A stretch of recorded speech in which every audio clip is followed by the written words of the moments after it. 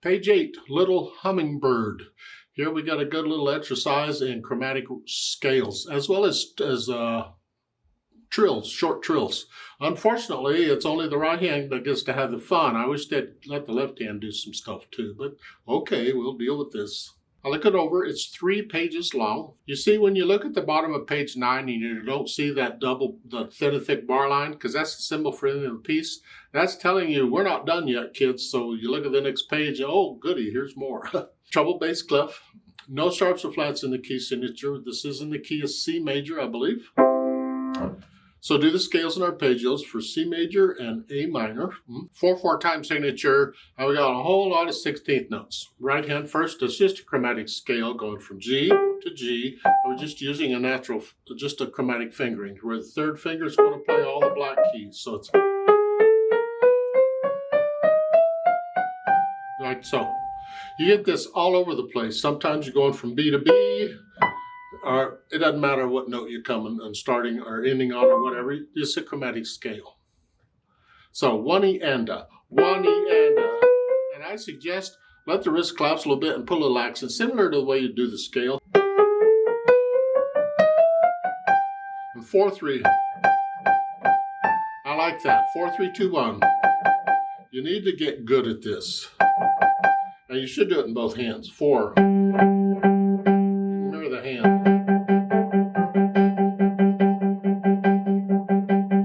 You don't have to go that fast, but you need to get comfortable with that, where you can even do it without looking at the keyboard eventually. It really comes in handy in a lot of pieces. And then the third measure, it's A to A.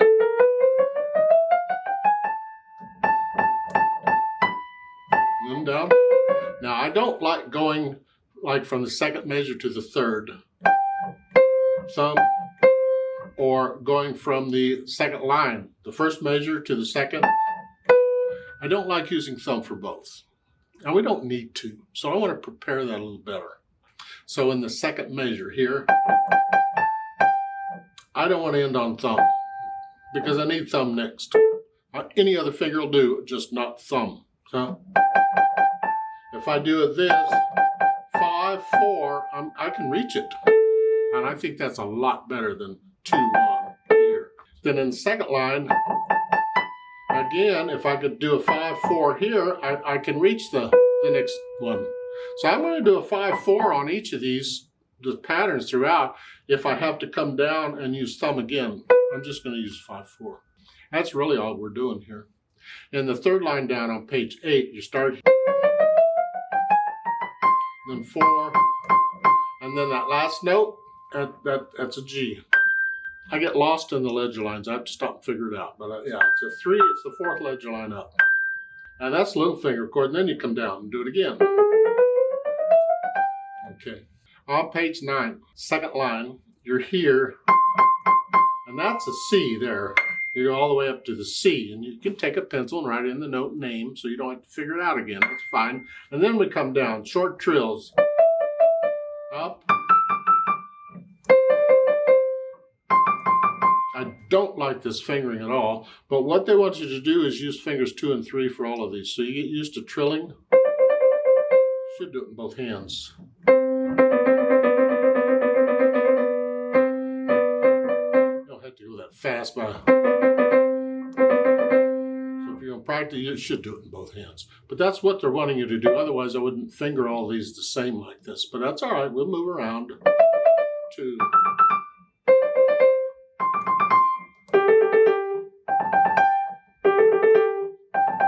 Like each one is an octaves. Now at the end, the bottom of page 10, the last line, it's here. That's a C. And then we get the chromatic scale that goes back up to that C, goes from here to that C. It's just 2-octave chromatic scale. And this is the beauty of these. When you learn to do them, and you can do them in music, you see this coming, you make a note of the first note and the last note, and you just play a chromatic scale in between. But you have to double check it, because sometimes a composer will leave out a note, or they'll skip a note. It's not a true all the way through. So check it. Here it is. It's the chromatic all the way through. Left hand, well, we got here, and then here. I'm just going to bring thumb up. then second line is here. There's not a lot going on in the left hand, so you're sort of in this position, I guess. On page 9 in the second line, from here, you gotta come up to here. That is an F and an A. Now you can figure it out, but that's... And then down. So I'm sort of in this position, where the thumb's covering 2 notes, but I'm here.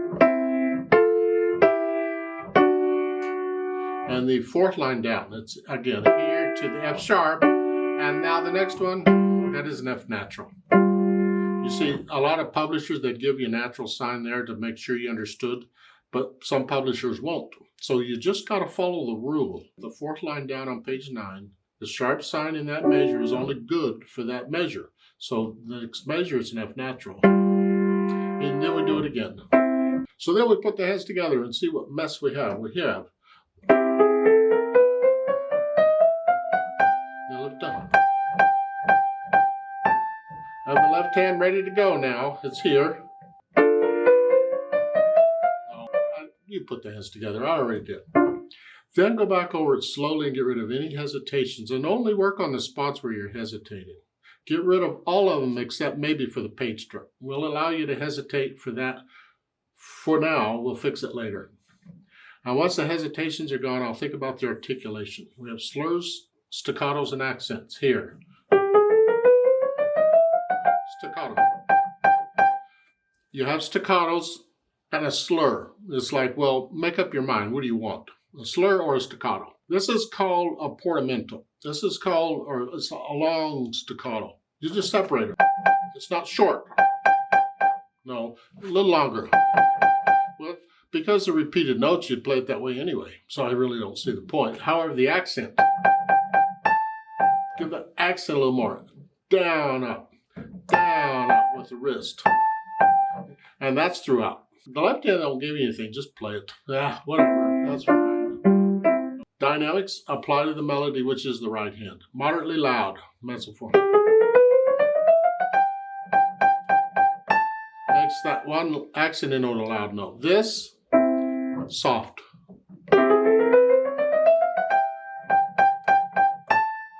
And I'm sure that's the only dynamic they give you. However, you can experiment with the dynamics and see what you think. Maybe on page 9, on second line, second measure, you're up here.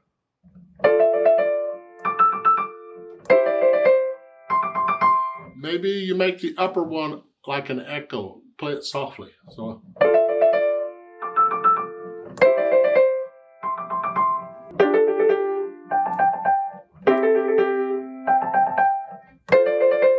Something of that nature, you can experiment with it. And then finally the speed.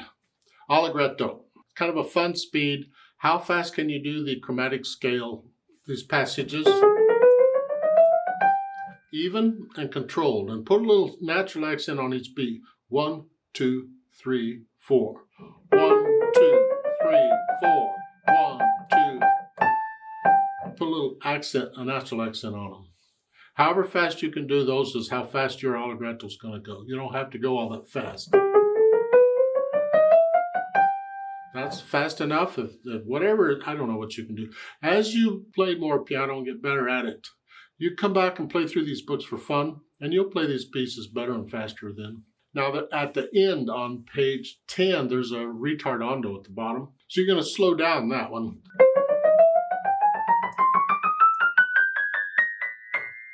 Yeah, so just start slowing down just a little bit, not a lot, just slow down, that's fine. And then the fermatas, of course, you just hold those out and let it die away.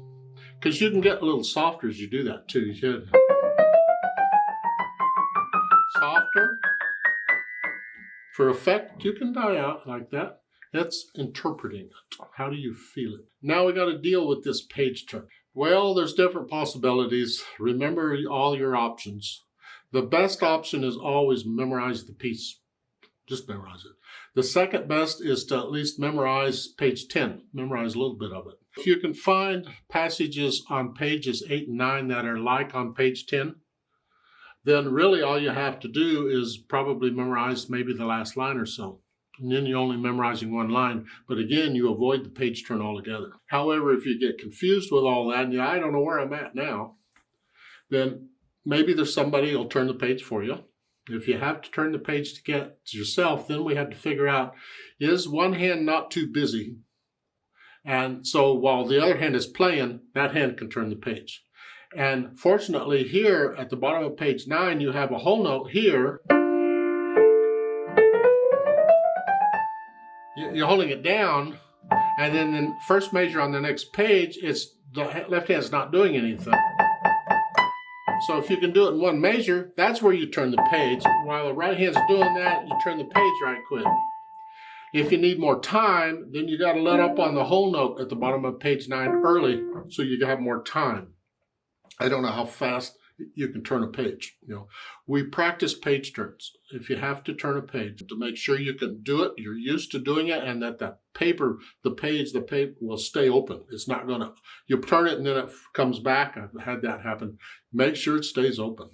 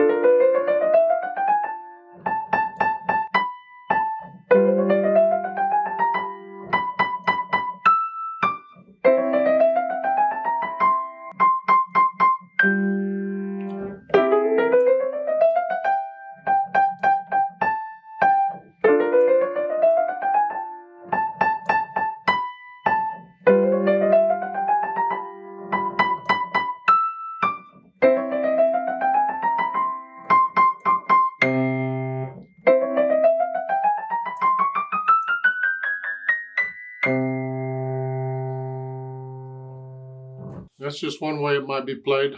I played a little rough, but I get through it. You don't have to take it at that speed. You make it yours. You feel it.